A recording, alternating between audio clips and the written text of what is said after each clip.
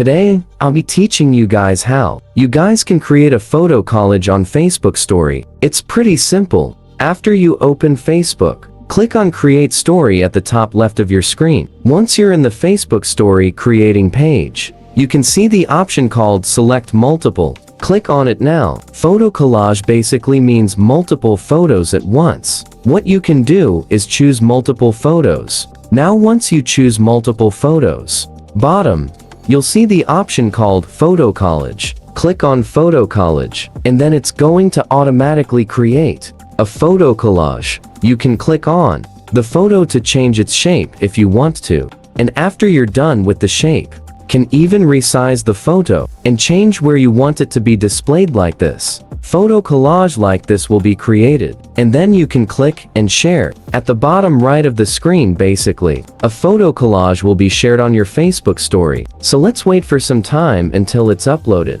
Once it's uploaded, it's going to look just like this. As you guys can see, I just created myself a photo collage on my Facebook story. It's that simple. So if you guys found our video helpful, then hit the subscribe to our channel. I'll see you guys next time. Bye bye until then, and have a nice day.